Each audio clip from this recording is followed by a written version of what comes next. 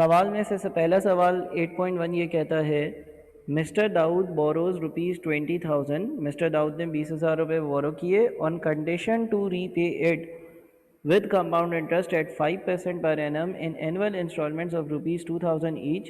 The number of years for the debt to be paid off is। देखो mister Dawood ने 20,000 रुपये borrow किए, ये लोन की अमाउंट है। P is equals to R, हर केस 2,000 की है, मल्टीप्लाइड बाई 1 माइनस 1 प्लस 5% का रेट है, ठीक है ना, पर एनम, और पावर माइनस n, पावर हमें ढूंढनी है, डिवाइडेड बाई 5%, ठीक है ना। P is equals to R multiplied by 1 minus 1 plus i power minus n upon i. ये हमारा फॉर्मूला यूज़ होगा। Mister Dawood borrows ₹20,000। दाऊद ने 20,000 रुपये बोरो किए हैं on condition to repay it with compound interest at 5% in annual instalments of ₹2,000 each. The number of years for the debt to be paid off is, और आपने n ढूंढना। अब जब मैं n ढूंढूंगा तो मुझे यहाँ पर लॉग्स की ज़रूरत पड़ेगी। 20,000 डिवाइडेड बाई 2,000, 20,000 जब 2,000 से डिवाइड होगा तो 10 आएगा। 10 is equals to 1 minus 1.05 power minus n upon 0.05। फिर ये 0.05 उल्टे हाथ पर जाकर 10 से अगर मल्टीप्लाई होगा तो I believe 0.5 is equals to 1 minus 1.05 power minus n बन जाएगा। 1 उल्टे हाथ पर आएगा तो नेगेटिव 0.5 बन जाएगा। Negative 0.5 is equals to negative 1.05 power minus n। Minus minus दोनों का कैंसिल होगा। उसके बाद आप लॉग लगाओगे, log 0.5 is equals to n multiplied by log of 1.05। उसके बाद n जो आपका फाइनली होगा वो हो जाएगा log of 0.5 divided by log of 1.05। n कितना आता है? क्या वो ए बी सी में से कोई ऑप्शन है? अच्छा, अगर किसी को ये चीज़ मुश्किल लग रही हो तो वो क्या कर सकता है कि यहाँ पर ये जो इसने इक्वेशन बना ली, इसमें n की जगह एक बार आप 10 पुट इन करो, n की जगह एक बार आप 12 पुट इन करो, एक बार n की जगह 11 पुट इन करो, और देखो कि लेफ़्ट साइड वाली, राइट साइड वाली चीज़ लेफ़्ट साइड के बराबर यानी कि 20,000 के बराबर है या नहीं। अगर 20,000 के बराबर है तो वो आंसर होगा, और नहीं है तो वो आंसर नहीं होगा। बहरहाल लॉग के हिसाब से लॉग 0.5 डिवाइडेड बाई लॉग 1.05 कितना बनता है? नहीं, नेगेटिव तो नहीं बनेगा, 14 बन रहा होगा आई गेस। नेगेटिव नहीं होगा तो नन ऑफ दीज आंसर होगा। सही है? कितना बन रहा है? Log 0.5 divided by log 1.05। क्या नेगेटिव 14 बन रहा? हाँ इकबाल, ऐसा भी कर सकते हो कि आप कैलकुलेटर यूज़ करो और उसमें पूरी इक्वेशन टाइप करो और x की वैल्यू फाइंड आउट करो। तो 8.81 का आंसर जो है ना वो नन ऑफ दीज है। अच्छा जी, उसके बाद अगला सवाल 8.2 a person invest 500 at the end of each year with a bank which pays interest at 10% per annum compound interest. The amount is standing to his credit 1 year after he has made his yearly investment for the 12th time will be. An investor invests, एक investor है, an investor invests ₹500 at the end of each year, यानी कि ordinary annuity, with a bank which pays interest at 10%, एक bank के साथ जिससे 10% का interest मिलता है per annum compound interest. The amount standing to his credit, the amount standing to his credit का मतलब ये है कि इसका क्रेडिट बैलेंस बैंक में कितना होगा, कब? 1 year after he has made his yearly investment for the 12 times will be.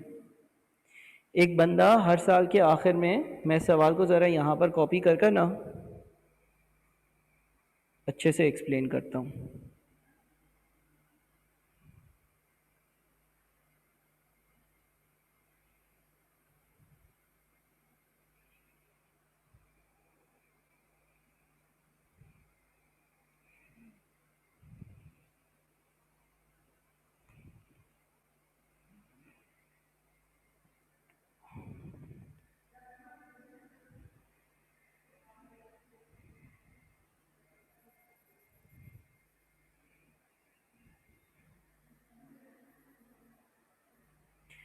देखो लिखता है अ person invest 500 at the end of each year, 0, 1, 2, 3, 4, 5,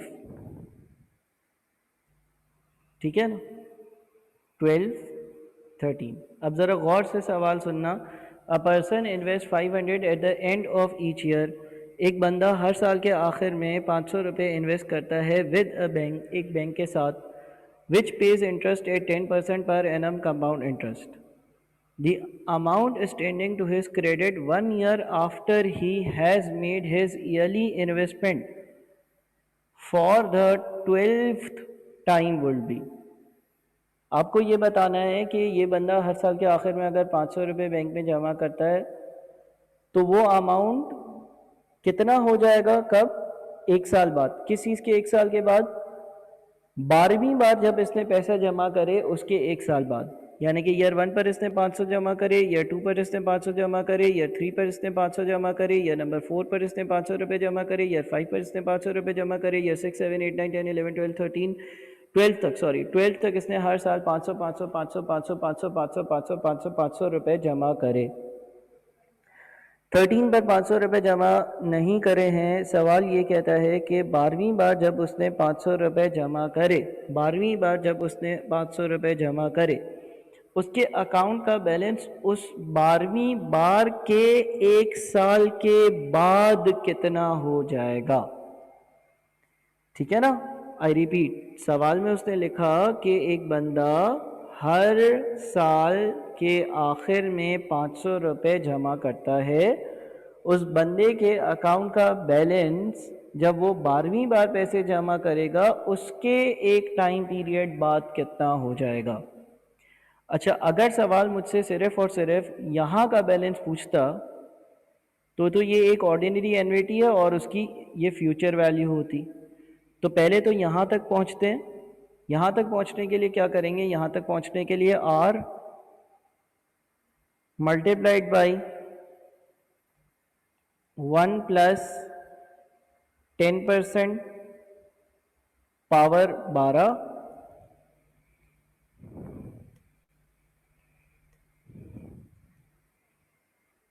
-1 upon 10%। ये ऑर्डिनरी एंटिटी की फ्यूचर वैल्यू का फॉर्मूला है। पहले इससे मुझे बताओ कि ईयर नंबर 12 पर टोटल अमाउंट कितना हो जाएगा। ईयर नंबर 12 पर टोटल अमाउंट कितना हो जाएगा। मैंने ऑर्डिनरी एन्युटी की फ्यूचर वैल्यू वाला फॉर्मूला यूज़ किया है। ऑर्डिनरी एन्युटी की फ्यूचर वैल्यू वाला फॉर्मूला इसलिए यूज़ किया है क्योंकि वो बंदा हर साल के आखिर में 500 रुपये जमा कर रहा है।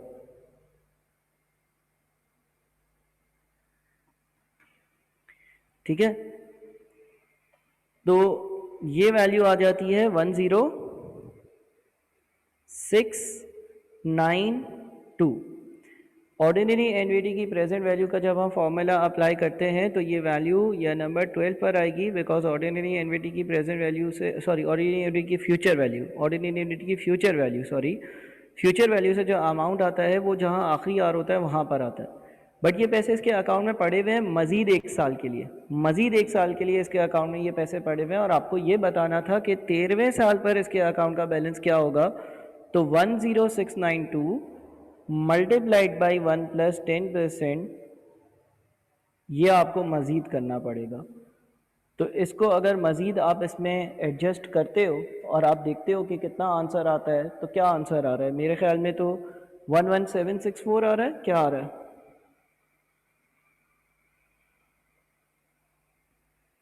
ठीक है, 11761 या 764, यानी कि ए आपका आंसर होगा। मज़ीद आगे बढ़ते हैं। 5.82 किया था ये हमने, 5.83 करते हैं। 83 में बोलता है Shiraz acquired a new car worth 8.5 lakh through a leasing company. He made a down payment of 200,000 and has agreed to pay the remaining amount in 10 equal semi-annual installments.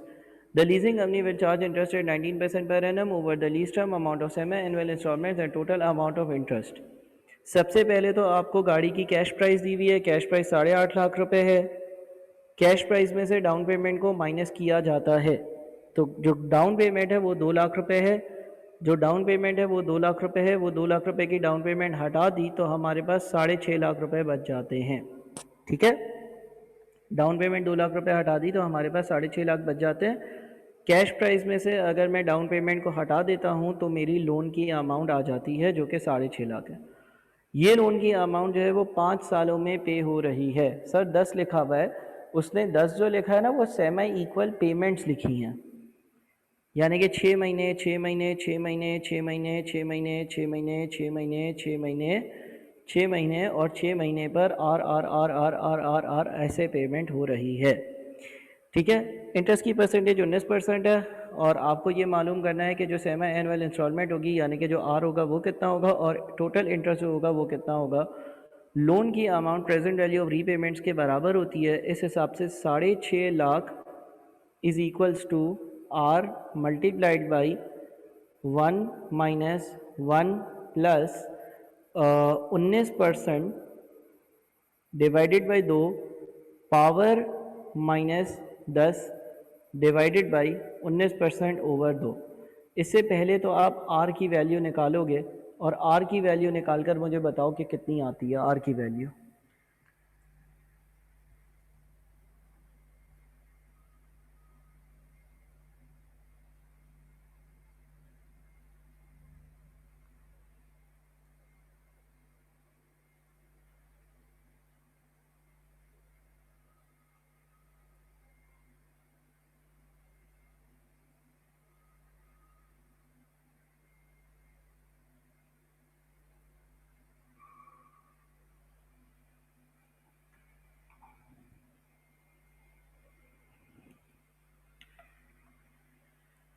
कितनी आ रही है आर की वैल्यू?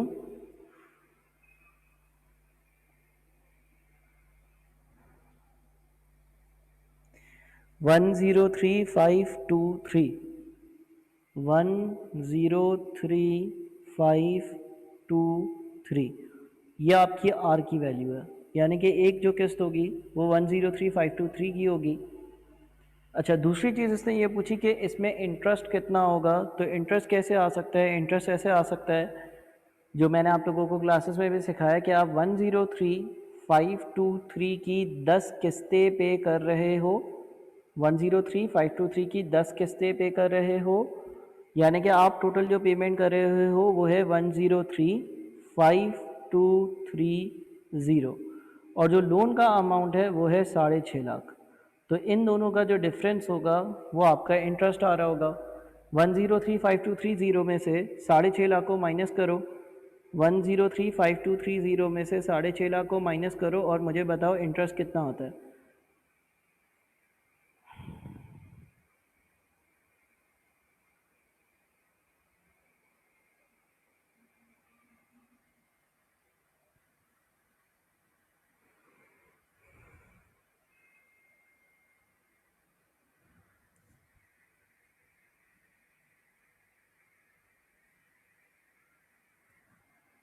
थ्री 385,230 इसका मतलब सी मेरा सही आंसर होगा। अच्छा जी, अब question number 84। Ashraf purchased a new car and made a down payment of 50,000. He is further required to pay 30,000 at the end of each quarter for 5 years. The cash purchase price of the car, if the quarterly payment includes 12% interest compounded quarterly, is।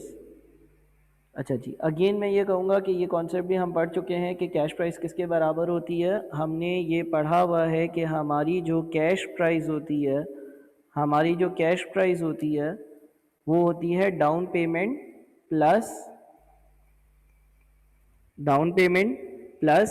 Loan, या हम ये लिख सकते हैं कि cash price बराबर होती है down payment plus present value of repayments के, क्योंकि लोन और प्रेजेंट वैल्यू ऑफ रीपेमेंट्स एक दूसरे के बराबर है। Ashraf purchase a new car and made a down payment of 50,000। Ashraf ने डाउन पेमेंट जो पे करी है वो 50,000 करी है, तो डाउन पेमेंट के नीचे हमने 50,000 लिख दिया। He is further required to pay 30,000 at the end of each quarter for 5 years। और इसके अलावा हर क्वार्टर के आखिर में ये 30,000 रुपये पे करेगा। ऑर्डिनरी एनवीडी की प्रेजेंट वैल्यू का फॉर्मूला लगाते हैं तो ये आर बन जाता है मल्टीप्लाइड बाई 1 - 1 प्लस 5 सालों तक ये पैसे देगा, 12% का रेट होगा, तो 12% को डिवाइड कर दो 4 से और पावर आ जाएगा -20 डिवाइडेड बाई 12% ओवर 4। ठीक है ना। ऑर्डिनरी एनवीटी की प्रेजेंट वैल्यू का फॉर्मूला लगाया है किस्तों के लिए, उसमें डाउन पेमेंट को ऐड किया तो हमारे पास गाड़ी की कैश प्राइस आ जाती है। बताओ ये आंसर कितना आता है। और ज़रा क्वेश्चन नंबर 8-5 ट्राई करो।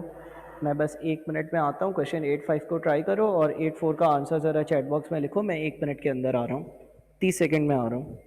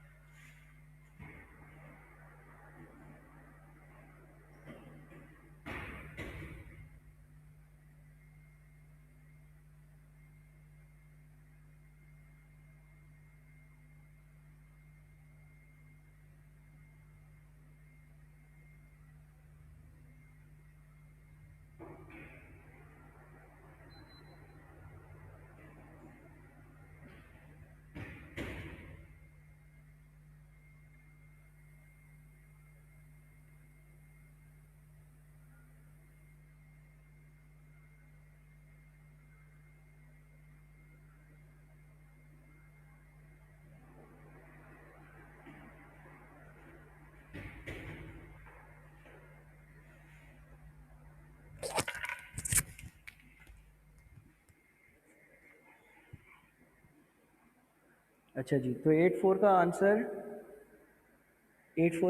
आ रहा है 496,324, 496,324। ठीक है, तो बी आंसर हो गया। अब हम करते हैं 8-5 में क्या लिखा हुआ है। 8-5 में लिखा हुआ है Shahab has an opportunity to invest in a fund. Shahab has an opportunity to invest in a fund. Shahab के पास एक अपॉर्चुनिटी है कि वो एक फ़ंड में कुछ पैसे इन्वेस्ट कर दे, यानी कि रख दे, जमा कर दे, which earn 6% profit compounded annually, जिस पर इसको 6% का प्रॉफिट मिलेगा। How much he should invest now, अभी ये कितने पैसे इन्वेस्ट करे। If he wants to receive 6,000 including principal from the fund at the end of each year for the next 10 years. अभी ये फ़ंड में कितने पैसे जमा करे अगर ये चाहता है कि इसको 6,000 रुपये मिले हर साल के आखिर में। कितने सालों के लिए? 10 सालों के लिए। How much interest he will earn over the period of 10 years. 6,000 इधर मिले, 6,000 इधर मिले, 6,000 इधर मिल जाए, 6,000 इधर मिल जाए, 6,000 रुपये इस जगह मिल जाए, 6,000 रुपये इस जगह मिल जाए एंड सो ऑन। 6,000 रुपये मिले, यानी कि आर हमें दिया हुआ है, हमें पी ढूंढना। आर मल्टीप्लाइड बाई 1 - 1 प्लस आई, यानी कि 6%, पावर -10 अपॉन 6%। ठीक है, कितना आता है?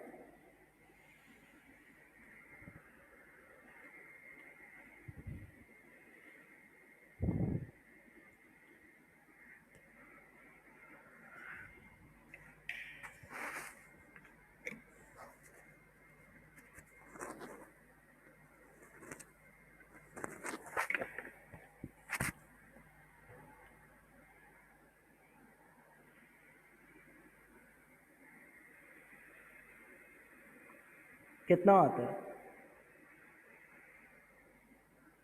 44160, 44160। तो ये पैसे इसने जमा करे होंगे। दूसरी बात उसने ये भी पूछा है how much interest he would earn over the period of 10 years. 10 सालों में इसको इंटरेस्ट कितना मिलेगा। तो भाई इसको मिल क्या रहा है, इसको 6,000 रुपये मिल रहे हैं। कितनी बार? 10 बार, यानी कि इसको मिल रहे हैं 60,000 रुपीज़। और इसने जमा कितने करवाए थे? इसने जमा करवाए थे सिर्फ़ और सिर्फ 44160। तो जो इसने जमा करवाए उसके ऊपर इसको जितना भी मिला वो इसका इंटरेस्ट होगा। यानी कि आप 60,000 और 44160 का डिफरेंस ले लो। इन दोनों का डिफरेंस कितना बनता है? तकरीबन 15840 का आई बिलीव के डिफरेंस बन रहा होगा, 15840 का आई बिलीव के डिफरेंस बन रहा होगा, यानी कि आंसर होगा डी। ऐसा ही है, ठीक है भाई। और यही आंसर्स थे ना, D A C B D. तो ये 5 सवाल और हमने ट्राई कर लिए।